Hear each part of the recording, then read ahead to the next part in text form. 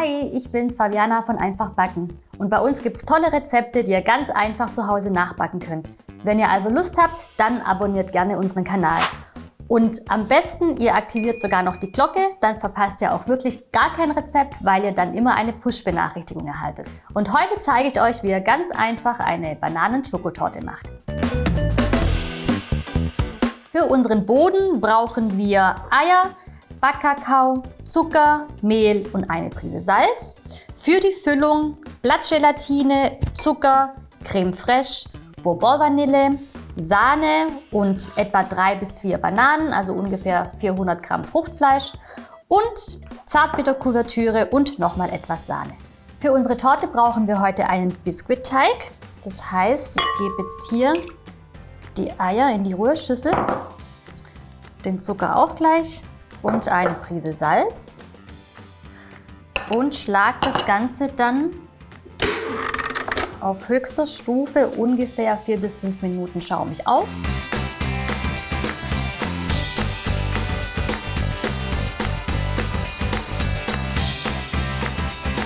So, unsere Eimasse ist schön schaumig geworden. Also ihr seht, es ist nicht unbedingt notwendig, bei einem Biskuitteig die Eier vorher zu trennen. Das klappt auch so ganz gut.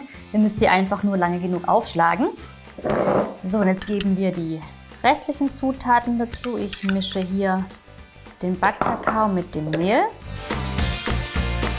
Und dann gebe ich das so nach und nach dazu. So 1 bis 2 Esslöffel. Schlage das dann noch mal ganz kurz auf. Den Biskuitteig darf man eben nicht zu lange schlagen, sonst geht die Luft raus. Das restliche Mehl können wir jetzt hier noch schön mit einem Teigschaber unterheben. Man hört auch richtig schön die Luft beim Unterheben, die in dem Teig steckt. So, und das war es jetzt auch schon. Ich habe hier eine 26er Springform, da habe ich schon Backpapier eingespannt. Dann verstreiche ich den Teig hier schön gleichmäßig. Und ganz wichtig beim Biskuit, nicht die Form einfetten, sonst rutscht der Teig quasi immer wieder runter und kann beim Backen nicht schön aufgehen. So, und der Biskuit kommt jetzt für ungefähr 25 Minuten bei 180 Grad Ober-Unterhitze in den Backofen. So, unser Biskuitboden ist schon fertig. Den holen wir jetzt hier auch gleich aus der Form raus. So, und damit ihr das Backpapier einfacher lösen könnt, könnt ihr euch mit ein bisschen Wasser die Oberfläche einfeuchten. Das ist nämlich noch echt heiß. So, und dann vorsichtig abziehen.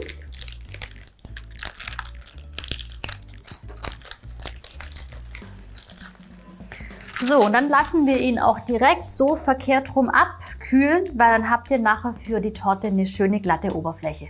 So, der Biskuit ist schön abgekühlt, den habe ich hier auch schon auf eine Tortenplatte gegeben. Und jetzt spanne ich hier auch gleich einen Tortenring rum. So. Und lasst es einen kurzen Moment hier auf der Seite stehen. Wir müssen jetzt nämlich noch unsere Creme vorbereiten. Dafür gebe ich die Creme fraiche mit dem Zucker und dem Vanillezucker in die Rührschüssel und rühre das Ganze kurz glatt. So, die Gelatine habe ich jetzt hier schon mal in kaltes Wasser gegeben. Die bleibt jetzt ungefähr so 5 Minuten drin. Die brauchen wir nämlich auch dann gleich für unsere Creme.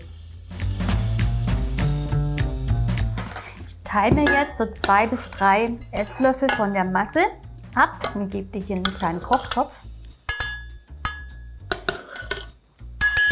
So, dann nehme ich mir meine Gelatine, drücke die gut aus.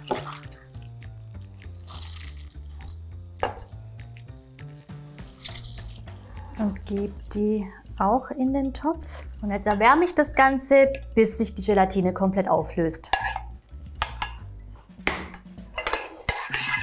So, und sobald sich die Gelatine, wie gesagt, komplett auflöst, gebe ich sie wieder zurück in die Masse.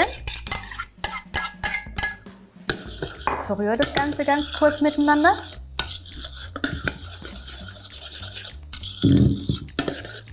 So, und stell auch die Masse für einen kurzen Moment zur Seite, weil es fehlt noch die Sahne. Die schlage ich jetzt steif auf und gebe sie dann auch in die Masse.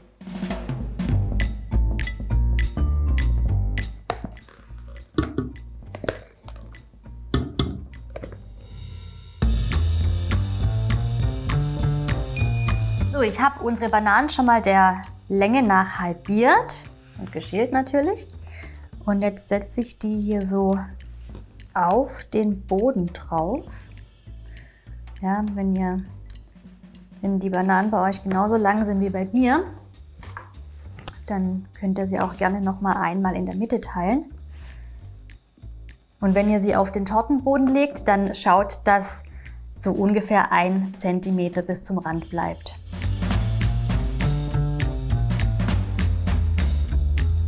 So, und als letztes kommt jetzt hier noch unsere Creme Fraiche Sahnemasse drauf.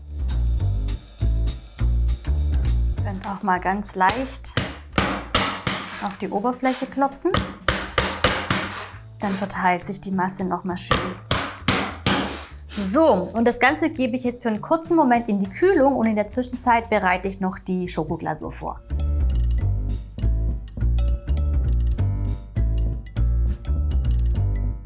Für unsere Glasur habe ich die Schokolade schon mal grob gehackt und die Sahne aufgekocht. Und die gebe ich jetzt über die Schokolade und rühre das Ganze glatt.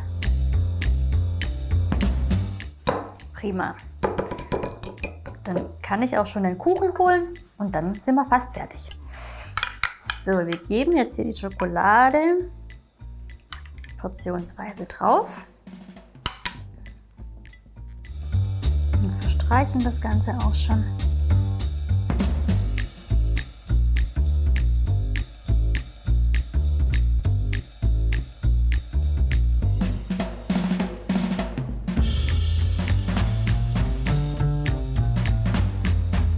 Unsere Glasur ist auf dem Kuchen verteilt und jetzt kommt das Ganze für mindestens 1 Stunde in den Kühlschrank, bis die Torte fest wird. So, jetzt kommt das spannende Teil. Tortenring lösen. Oh ja, oh, die sieht schon toll aus. Ein bisschen größer ziehen. Oh ja, sehr hübsch. Ganz toll geworden, ja. Schönes Verhältnis auch zwischen Creme und Boden. Perfekt. Schön, ich freue mich.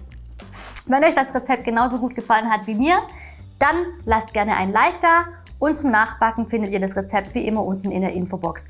Wer mag, könnt ihr jetzt auch noch mit ein paar Bananenchips dekorieren. Ja, schreibt mir doch mal in die Kommentare, womit ihr die Torte dekorieren würdet. Und falls ihr noch mehr Bock habt auf tolle Tortenrezepte, dann klickt oben rechts auf unseren Tortenbackkurs. Luisa und Karima zeigen euch, wie ihr ganz einfach zu Hause Torten backen könnt. Und vergesst außerdem nicht, unseren Kanal zu abonnieren, um kein Rezept mehr zu verpassen. Und jetzt viel Spaß beim Nachbacken und bis zum nächsten Mal, wenn es wieder heißt, einfach backen.